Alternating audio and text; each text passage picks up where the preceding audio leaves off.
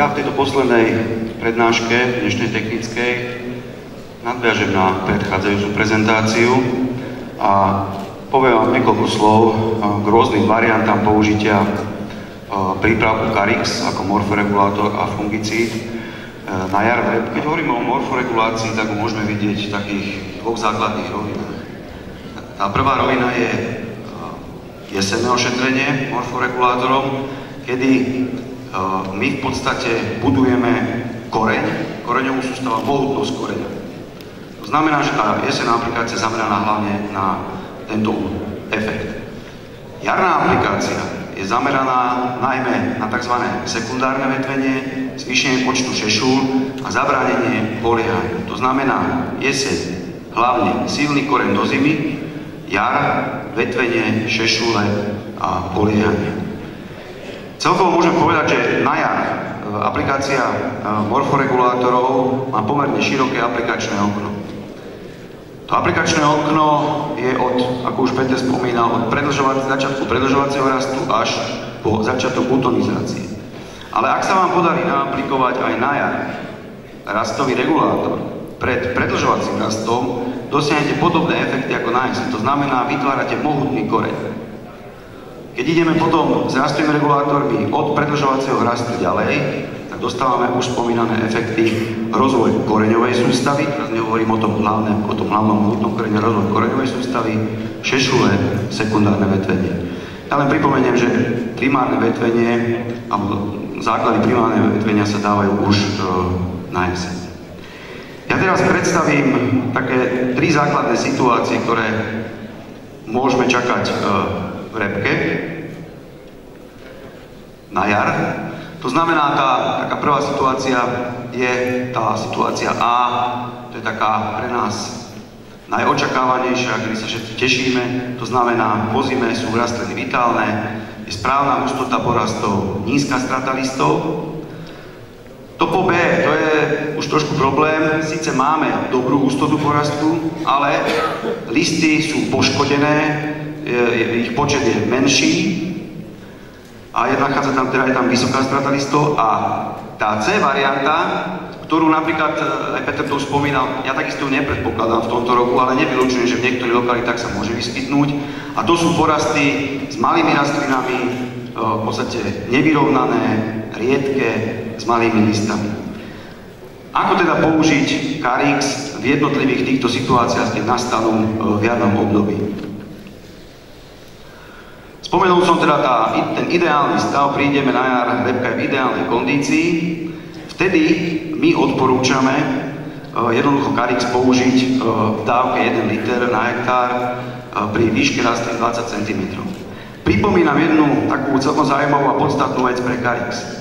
Carix je jediný morforegulačný prípravok kombinovaný s fungicídom. To znamená, že ako nám Peter spomínal účinky, bola tam spomínaná gibereliny a potom kyselina abscisová, tak Carix obsahuje obidve látky. Je tam jednak rastový regulátor, epikvatkorid, a jednak je tam fungicíd, metkonazol, ktorý účinkuje aj proti fomovej hnilobe. To znamená, že tým aplikáciou 1 litra na hektár pri tej výške zhruba 20 cm a keď je porast optimálny, dosiahneme najmä efekt zabránenia poliehania neskôršej vegetácii. Toto je hlavný efekt. Samozrejme ďalej rozvíjame lásočnice koreňovú sústavu a v neposlednej rade dosiahneme aj veľmi dobrú reguláciu fomy. Čo sa stane, ak nastane teda, je tu obrázok, tu nám vidieť efekt ošetreného porastu a neošetreného porastu, to znamená neošetrený porast Carixom, poľahnutý, tu nám vidíte krásny porast po ošetrení Carixu. Prejdem tak k tej druhej situácii, ktorá môže nastať, a to je to, že síce hustota porastu je v poriadku, je optimálna, ale vplyvom napríklad mrazov došlo k väčšej strate listov.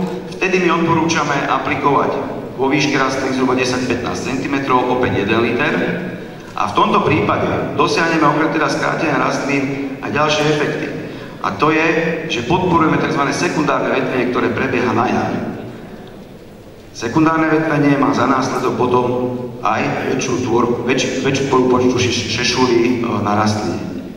Samozrejme, znova rozvíjame koreňovú sústavu a v prípade výskytu FOMY, kde v tomto prípade vidíme na poškodených listoch, sú to zdroje infekcie, oveľa väčšie opodstatnenie použitia, tak samozrejme reguláciu FOMY dosiahneme aplikáciou Carixu. Tá tretia varianta, ktorú neradi vidíme na našich poliach, je varianta, kedy zbadáme po zime veľmi riedky, vôbec nehustý porast s minimum listov. Vtedy odporúčame použiť Carix pri výške 10 cm, to znamená, aplikujeme čo najskôr, ale od dávky 0,6 litra na hektár. Ja ešte pripomeniem jednu zaujímavú vlastnosť Carixu. Inžinier Bokor tam spomínal, že prípravky na jar sa nasadzujú od 8 stupňov Celzia. U Carixu je jedna výnimka. Vďaka mepiklotloridu môžeme ísť už od 5 stupňov Celzia. To znamená, ak sú výkyvy teplot, aj pri 5 stupňov Celzia sa dosiahnu požadované efekty. Takže v tomto prípade aplikuje veľmi skoro a účinok, ktorý dosiahneme po aplikácii Carixu aj v nižšej dávke, je ten, že my potrebujeme zahustiť v tomto prípade porast a aplikáciou Carixu zahustíme, nastáva sekundárne vetvenie a opäť zvyšená tvorba šešu. Tunak je niekoľko obrázkov na doplnenie. Toto je vizualizácia.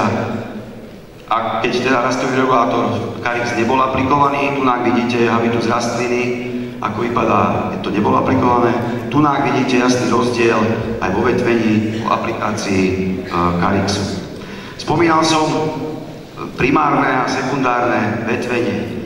Tunak vidíte, že jarná aplikácia Carixu zvyšuje počet šešulí na rastline a čo je zaujímavé, tak zvyšuje samozrejme hlavne na sekundárnom vetvení. Vidíte tu nárast, aj toto je neošetrená kontrola, primárne vetvy, počet šešulí, zvýšenie u primárnych vetiev, ale tunak vidíte sekundárne vetvenie a evidentný nárast počtu šešulí pri sekundárnom vetvení. Taktiež ešte jeden obrázok, čo sa týka tvorby šešulí. Jednak vidíte, že skrátenie stonky a potom náraz počtu šešulí pri neošetrenej kontrole to bolo 197, tunak je to 244 kusov šešulí na rastline. Toľko v podstate na doplnenie účinnosti Carixu a význam jeho použitia na jar. Ja už len použijem posledný slajd, kde predstavím naše síce na prvý pohľad jednoduché, ale mimoriadne úderné portfólio do repky.